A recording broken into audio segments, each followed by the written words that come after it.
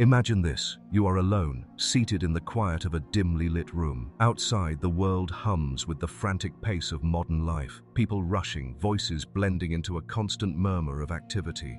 Yet here, in this stillness, you are acutely aware of something that no one else seems to notice. You know that the truth, something profound, lies just beneath the surface of reality, waiting to be uncovered. But as you ponder this, a gnawing discomfort begins to rise within you. A sense of unease. It's as though the very act of thinking deeply, of questioning everything, has made you somehow disconnected. A sense of isolation creeps in, and you wonder, why does this have to be so? Why is it that when you dive into the depths of existence, seeking to understand the true nature of the world, you find yourself met not with admiration, but with suspicion? Why is it that the more you try to uncover, the more you question, the more you feel the weight of isolation? You can almost hear the voices outside, muffled yet unmistakable. They are the voices of the herd, of those who cling to comfortable certainty, whose minds do not venture beyond the prescribed borders of societal norms. And it's in their eyes, those eyes unblinking and narrow, that you see the truth reflected, a truth you didn't want to see. They fear you. But why? What is it about deep thought, the pursuit of knowledge, and the questioning of the status quo that stirs such fear in the hearts of those around you? After all, it's not as though you've sought to harm anyone. You haven't gone out of your way to challenge their beliefs, to expose them to uncomfortable realities. You've simply looked inward, searched for meaning, and in doing so, discovered something unsettling, something that threatens the comforting illusions they've built their lives upon. And yet, the fear is palpable. The distance between you and them widens the more you seek to understand. They won't admit it, but they see you as different. An outsider, a threat, but to what exactly? This paradox, this contradiction, is the heart of a deeper, almost existential question. Why does the herd, those who conform, those who live by the rules, fear the deep thinker? Why does the questioning mind, the seeker of truth, become a pariah in a society that so desperately clings to certainty? To answer this question, we must first understand the nature of the herd itself, the psychology behind conformity, the drive for safety in numbers. But that's just the surface. Beneath that lies something much more complex, something far darker and more insidious. Think about it for a moment. What would happen if everyone started asking the same questions you've asked? What would happen if people, en masse, began to question the very foundations of their existence, their beliefs, their values, their identities? What would happen if they began to recognize the illusions that hold them in place? The truth is, the herd doesn't want to know. They would rather remain asleep, lulled into a sense of security by the predictable rhythms of daily life, than confront the abyss that yawns wide before them. And in their fear, they push away those who dare to look into it. It's as though the act of questioning itself, thinking too deeply, is a kind of violence. Violence against the fabric of the world as they know it.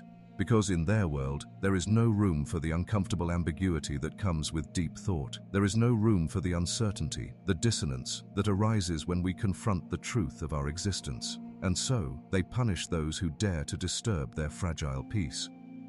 But the deeper question lingers. Why do they fear the truth? It's not just a fear of the unknown, it's a fear of what the truth might reveal about the a fear that they may not be as in control as they think they are. A fear that the very foundation of their identity, their place in the world, may crumble under the weight of their own realizations. This fear is ancient, primal. It goes beyond rationality, beyond logic. It's rooted in the deepest recesses of the human psyche. The herd fears the deep thinker because the deep thinker represents a mirror that reflects back to them their own inadequacies, their own limitations. And in that reflection, they see a version of themselves that they are not ready to face. But here's the paradox. The more the herd fears, the more the deep thinker is compelled to search for truth. The deeper the thinker goes into the realm of the unknown, the more they come face to face with the darkness, the existential abyss that lies within us all.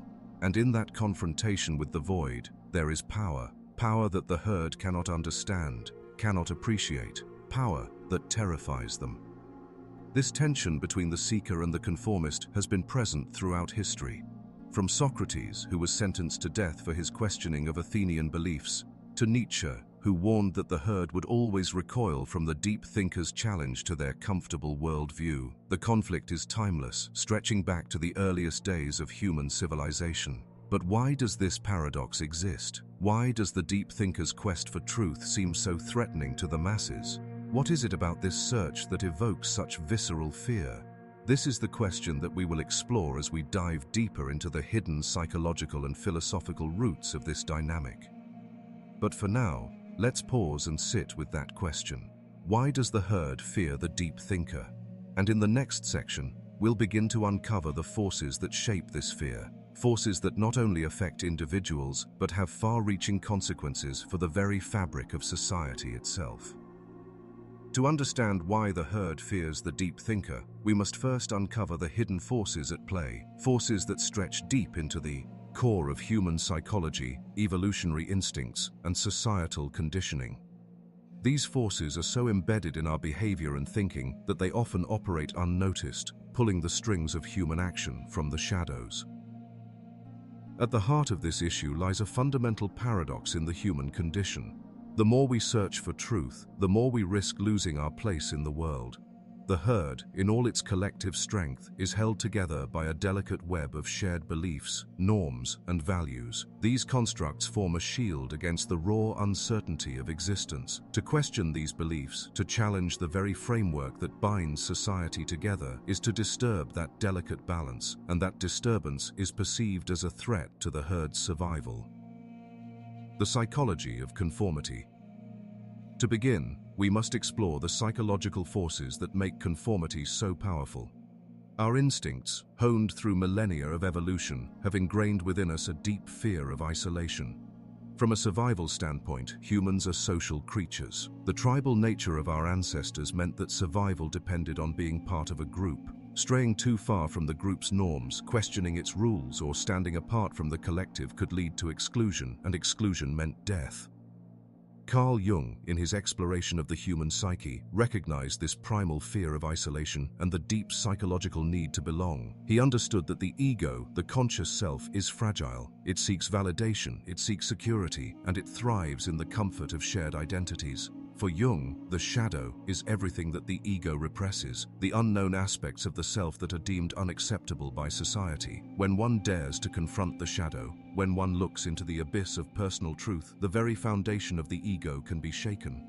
This process, known as individuation in Jungian psychology, is the pursuit of wholeness, the integration of the conscious and unconscious, but it is also a path of profound discomfort, a path that leads into the unknown, and as such, it is a path that the herd actively resists. To individuate is to move away from the comfort of the group, to risk the disintegration of the self as defined by societal norms. This tension between individuality and conformity creates a psychological war within the individual. The deeper thinker, one who dares to explore the shadows of the mind, is invariably drawn into this war. They must contend with both the allure of the herd's security and the need to break free, to see beyond the veil.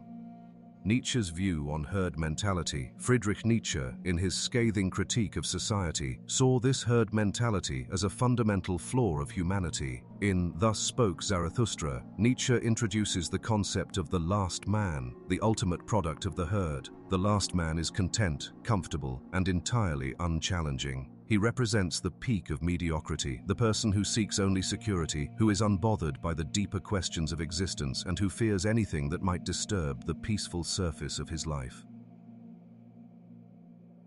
Nietzsche's will to power stands in direct opposition to this complacency. To Nietzsche, the deep thinker is one who dares to struggle, to push against the comfort of the herd, to transcend the limitations of the common man. The herd, on the other hand, recoils in terror at this striving for greatness. They fear the deep thinker because they see in them a reminder of their own potential for greatness, which they have chosen to repress for the sake of comfort. In this sense, the herd does not merely fear the thinker's ideas. They fear the very possibility that they themselves could be more, could become something beyond what they've settled for.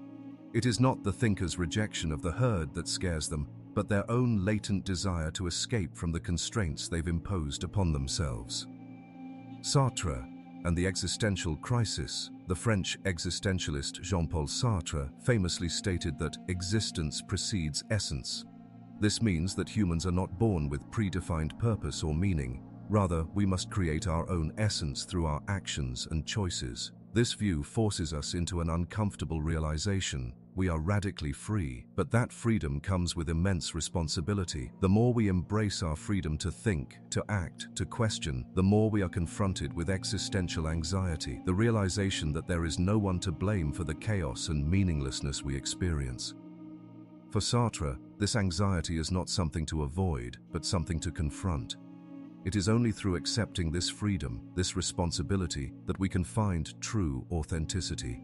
But this is precisely what the herd cannot accept. To truly embrace one's freedom requires a confrontation with the unknown, with chaos, and this is where the herd draws the line. The herd needs the safety of predetermined roles, of fixed identities, and of concrete truths to avoid the existential crisis that Sartre describes. The deep thinker, however, is not afraid of this chaos. They are willing to face it, to dive headfirst into the abyss of uncertainty, and in doing so, they separate themselves from the herd. They are the ones who will not conform, who will not be bound by social norms or popular beliefs, and in doing so, they become a threat to the herd's carefully constructed world. The role of the unconscious. While the herd is governed by the conscious mind, the part of us that is aware of societal rules, expectations, and norms, there is also a far deeper force at work, the unconscious. Both Jung and Sigmund Freud recognized the immense power of the unconscious in shaping human behavior. The unconscious holds our repressed desires, fears, and unresolved conflicts, forces that often act without our awareness. The deep thinker, in their quest for self-awareness, begins to unearth these unconscious forces. They look into the shadowy corners of their psyche, confronting the parts of themselves that others fear to acknowledge. This process of self-discovery, though liberating, is unsettling. The herd, in contrast, operates on a collective unconscious, an amalgamation of shared beliefs and values that smooth over the rough edges of individual thought. The herd does not seek to understand the deeper, often darker motivations that drive human behavior. It is satisfied with the surface level of existence. To truly think deeply is to confront the darkness within, and this, in turn, creates fear. The herd, conditioned to avoid the uncomfortable and the unknown, rejects this deeper engagement with the psyche. It is easier to remain in the light of surface-level certainty than to venture into the murk of existential discovery. Conclusion of this section: the hidden problem lies in the way human psychology has evolved to prioritize survival over individuality, certainty over freedom, and comfort over truth. The herd fears the deep thinker because they symbolize a potential rupture in the carefully constructed reality that sustains their sense of security. To question, to think, to look into the abyss is to invite chaos, a chaos that the herd cannot afford to acknowledge.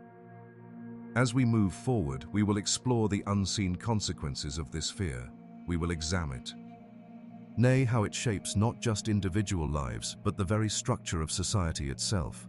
For as long as the herd continues to exist, this fear will remain a powerful force, silently guiding the behavior of millions.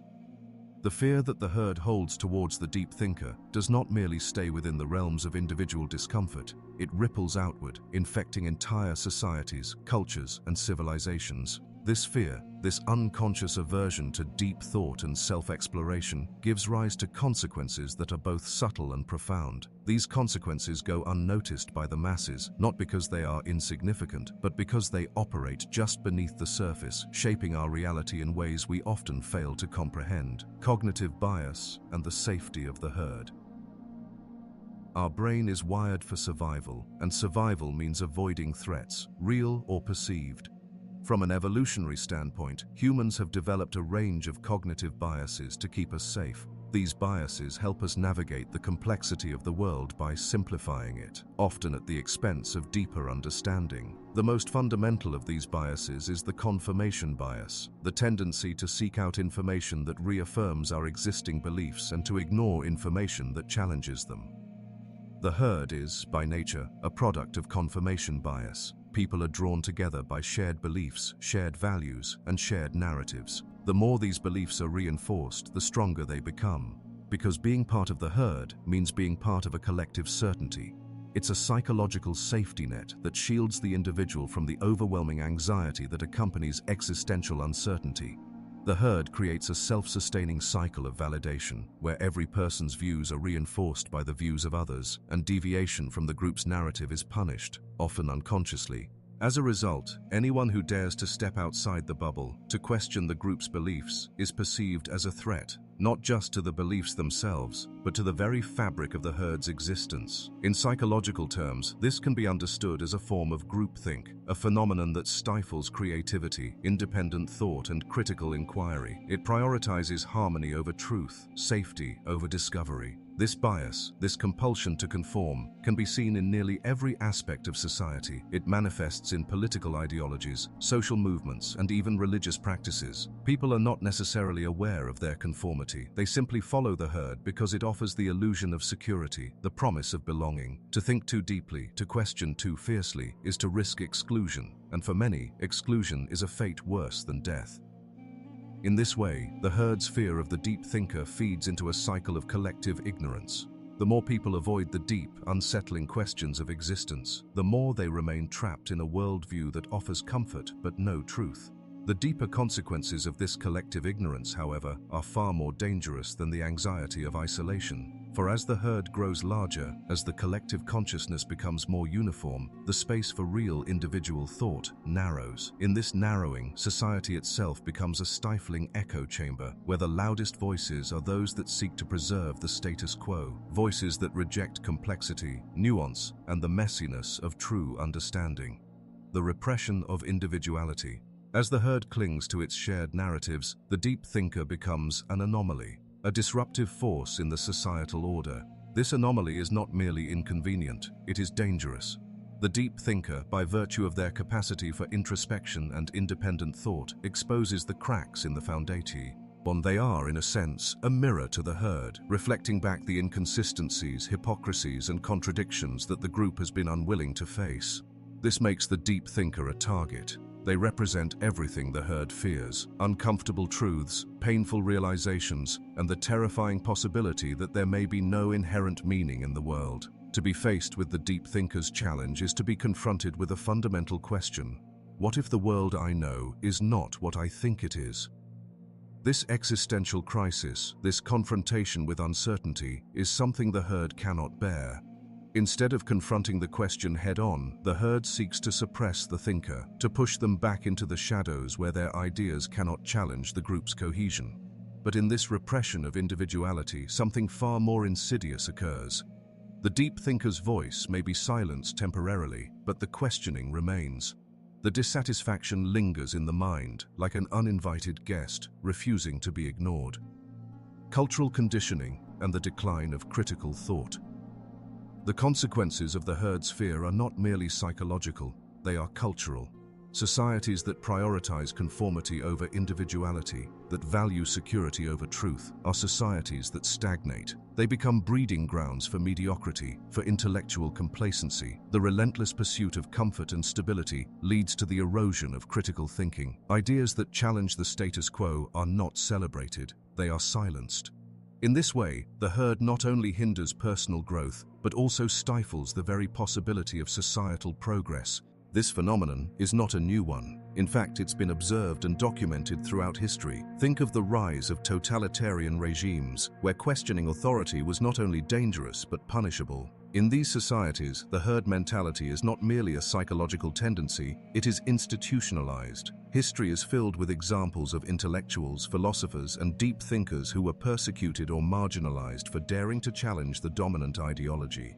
From Galileo, who was condemned by the Church for advocating the heliocentric model, to the dissidents of the Soviet Union, who were sent to labor camps for questioning the party line, the punishment for thinking deeply, for deviating from the herd's beliefs, has always been severe.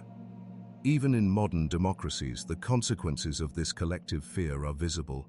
Media outlets, political parties, and social institutions often push a singular narrative, one that conforms to the desires of the majority.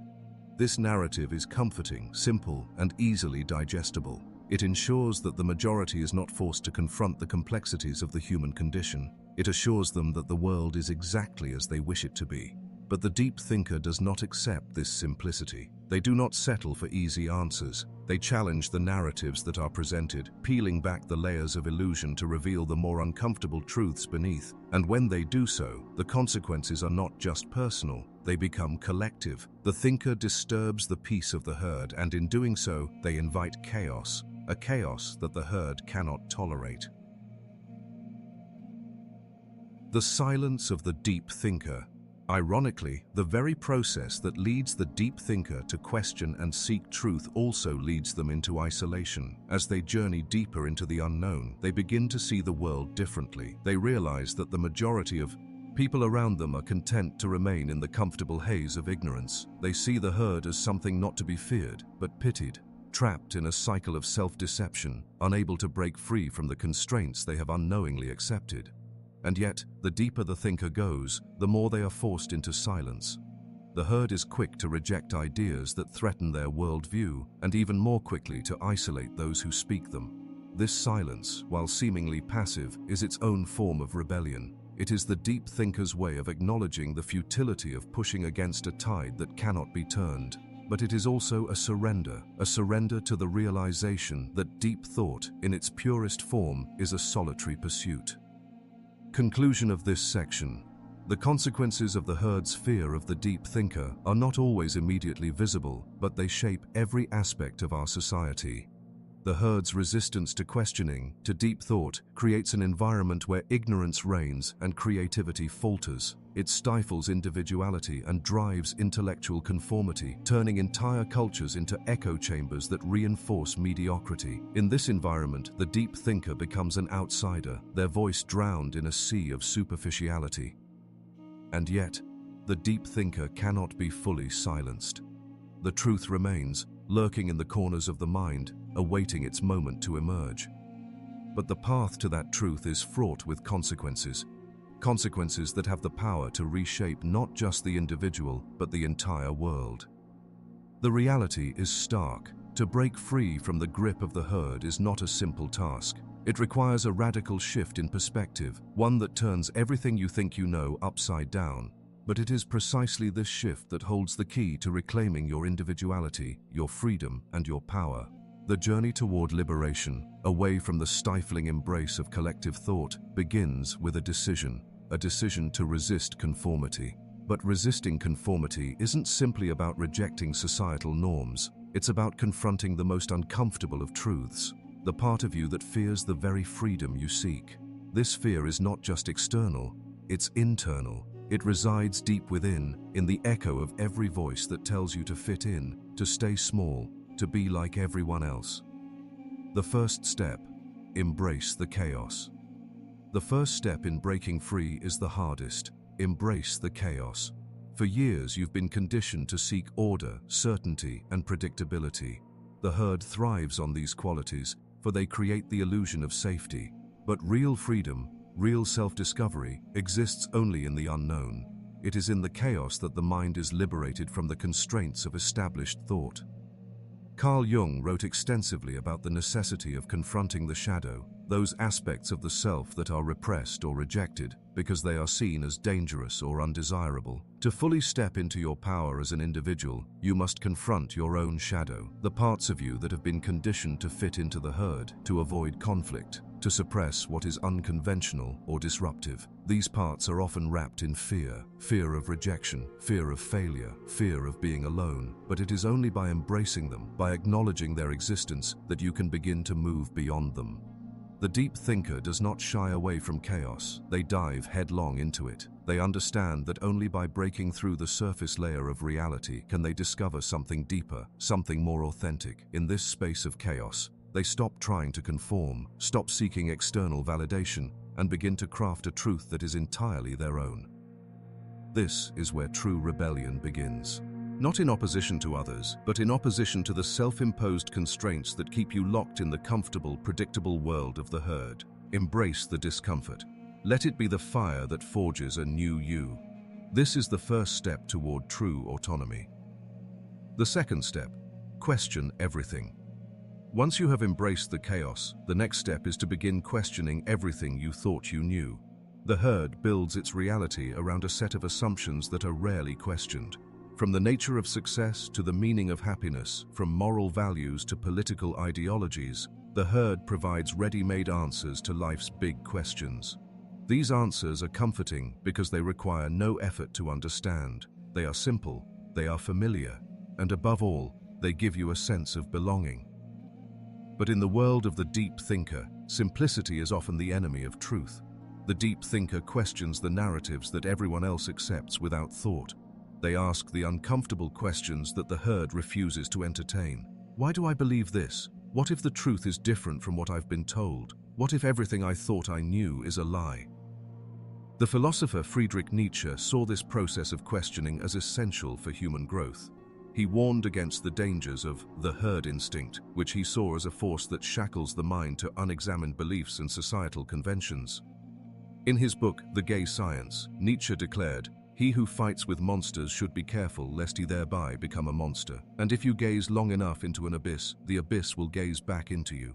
To truly break free from the herd, you must be willing to stare into the abyss, willing to question the very foundations of your reality. It's not enough to question others' beliefs. You must also be willing to confront your own deepest assumptions. This process will shake you. It will make you uncomfortable, but it will also make you stronger. For when you no longer take anything for granted, when you look beyond the accepted norms, you begin to see the world with a clarity that most people never experience. The third step. Reclaim your authenticity. Reclaiming your authenticity is the heart of the rebellion. To be authentic is to live in alignment with your true self, not the version of you that the world demands or expects. But authenticity is not something that is simply revealed to you. It is something that must be fought for. It requires the courage to be different, the courage to stand apart from the herd, and the willingness to endure the loneliness that often accompanies individuality. This process is deeply connected to what Jean-Paul Sartre called bad faith. In his existentialist philosophy, Sartre described bad faith as the act of deceiving oneself in order to avoid the anxiety that comes with true freedom. To live in bad faith is to pretend that you are defined by your roles and social identities, that you are simply a product of society's expectations. It is a way of avoiding the responsibility of choosing your own path. Breaking free from the herd is, therefore, an act of radical authenticity. It means shedding the layers of societal expectation and revealing the raw, unfiltered self beneath. It means living with the knowledge that no one can define you except for you. It is the rejection of the comfort of fitting in and the acceptance of the discomfort that comes with creating your own identity. This journey of self-authentication is a difficult nay, it is filled with doubt, insecurity, and fear, but it is also filled with liberation. For once you reclaim your authenticity, you begin to experience life with a richness that those still bound by the herd's rules will never know. You will find joy not in conformity, but in the sheer joy of being true to yourself. The fourth step, seek like-minded souls. The path of the deep thinker is often a lonely one. The herd's rejection can be powerful, and the deep thinker may find themselves isolated, misunderstood, and even ridiculed. But this loneliness is not a permanent state. As you begin to embrace your individuality and authenticity, you will begin to attract others who resonate with your ideas, your values, and your way of thinking. These like-minded souls are not found in the mainstream. They are scattered across the fringes of society, quietly questioning, deeply reflecting, and seeking a life beyond the confines of the herd. The more you align yourself with your authentic truth, the more you will begin to find these individuals. Together, you will form a community that values deep thought, that cherishes independence, and that celebrates individuality over conformity. This group of like-minded individuals will become your tribe, the ones who understand your journey, who support your rebellion, and who encourage you to continue questioning, thinking, and evolving. They will remind you that you are not alone in your pursuit of truth, and that your rebellion is not in vain. The final step, live as a beacon. The final step in breaking free from the herd is to live as a beacon for others. As you break away from the collective mindset, you will inevitably become a source of inspiration for those who are also seeking truth, authenticity, and meaning in their lives. Your journey of rebellion will not only transform you, but it will serve as a powerful example for others who are ready to break free from the herd themselves. Living as a beacon means living with integrity. It means being a living example of the power of independent thought, of questioning everything, and of creating your own path in life. It is through your actions, your courage, your authenticity, your refusal to conform, that others will see the possibility of their own liberation. Conclusion of this section: breaking free from the herd is not easy. It requires a willingness to embrace chaos, to question everything, to reclaim your authenticity, and to seek out those who are also on a similar journey. It requires resilience in the face of rejection and courage in the face of fear. But it is through this process that true freedom is born. Freedom from the constraints of the herd, freedom from societal expectations, and freedom to live a life that is fully your own. The deep thinker's rebellion is not an isolated act. It is a call to others to join the revolution of the mind. It is a challenge to the herd to wake up, to think deeply, and to break free from the confines of conventional thought. It is an invitation to all those who are ready to embrace their true selves and to live authentically, unapologetically, and with purpose. You have come a long way in this journey, questioning, challenging, and ultimately breaking free from the mental shackles that once bound you to the herd. But there is one final revelation, one truth so powerful that it will alter your entire perception of reality. It is a truth that lies at the heart of your rebellion, one that you have been unknowingly preparing for throughout this process. This is the truth that the herd can never understand. It is the truth that deep thinkers intuitively grasp, but only after a long and often painful journey through the abyss of self-doubt, chaos, and uncertainty. The truth is this: freedom is not found in rebellion itself, it is found in the acceptance of thus, chaos and uncertainty of life. For the deep thinker, freedom is not a destination or an achievement. It is not a neat, predictable path that leads to clear answers. It is a state of being, an acceptance of life as it is, without the need for external validation or control. The deep thinker understands that true freedom comes not from following a rigid ideology or escaping the herd, but from embracing the raw, unpredictable nature of existence. The illusion of certainty. At the heart of the herd's fear of the deep thinker is a fundamental attachment to certainty. The herd seeks clear, unambiguous answers. It yearns for a worldview that explains everything, a belief system that provides an answer to the chaos of life. This desire for certainty is driven by a deep, primal fear of the unknown. Without certainty, there is instability, anxiety, and existential dread. The herd is willing to sacrifice truth for the comfort of knowing. But the deep thinker understands something that the herd cannot comprehend. Certainty is the greatest illusion of all. Take a moment to reflect on this. The world you live in is fundamentally unpredictable. The universe, with its unfathomable complexity, cannot be reduced to simple binary answers. And yet, most people live their lives as though they can control it, as though they can predict and understand everything. This desire to understand the world, to make it fit into neat categories, is what keeps the herd in place. It's what keeps people locked in their limited surface-level understanding of reality. But the deep thinker knows that the more you try to control reality, the more you will be controlled by it. The pursuit of certainty is a trap, one that leads only to stagnation and self-deception. True liberation comes when you can accept the unpredictability of life, when you can face the uncertainty of existence with open arms, no fear, the freedom of the present moment. As you embrace the chaos and the uncertainty, something remarkable happens. You begin to experience life more fully. The moment itself, the present, becomes the only thing that matters.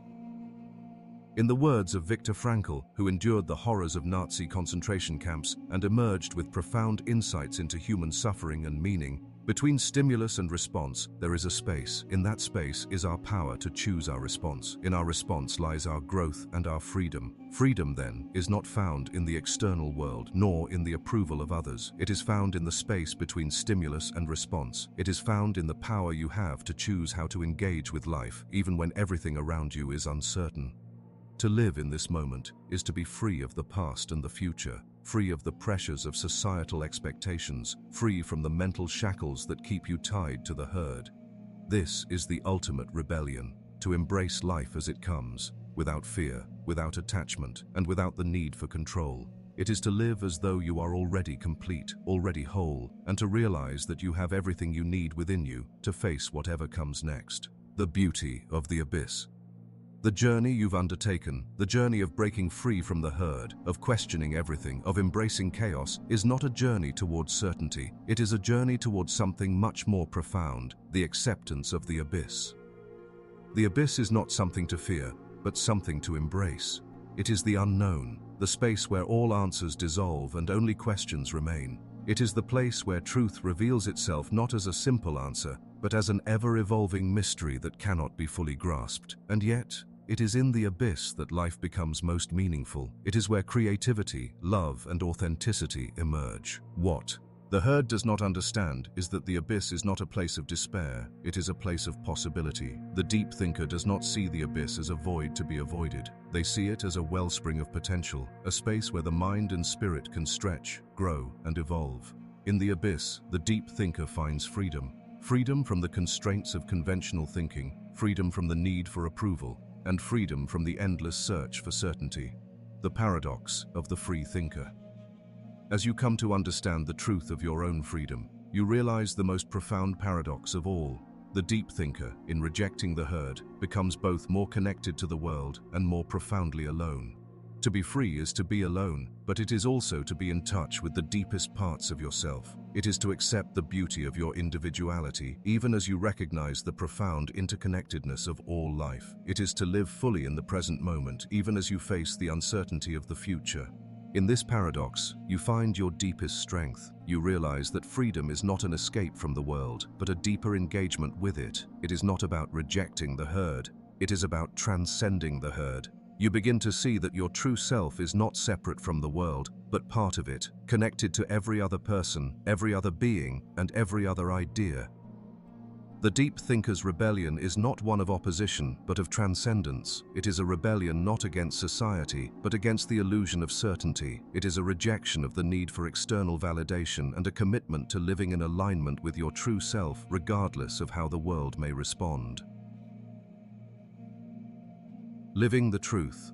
As you come to this final realization, you understand that your journey has been about more than just breaking free from the herd. It has been about discovering the truth of who you really are. The deep thinker's greatest gift is the ability to live authentically, to think critically, and to question without fear. But the ultimate truth is this: the deep thinker, in their rebellion, has uncovered the greatest freedom of all. The freedom to create their own meaning, to live on their own terms, and to embrace the unknown with courage and grace. A final invitation. And so, you are faced with a choice. Will you continue to follow the herd, seeking comfort in the certainty that you already know, or will you embrace the abyss, the chaos, and the unknown with the deep thinker's courage and creativity? The answer, as always, is yours to decide. But if you choose the path of the deep thinker, if you choose to live a life of rebellion against the herd's fear and ignorance, know this: you will never again be the same. You will be free in a way that no one can ever take away from you. You will be free not because you reject the world, but because you have chosen to embrace it on your own terms, with your own truth, and with the courage to face the abyss.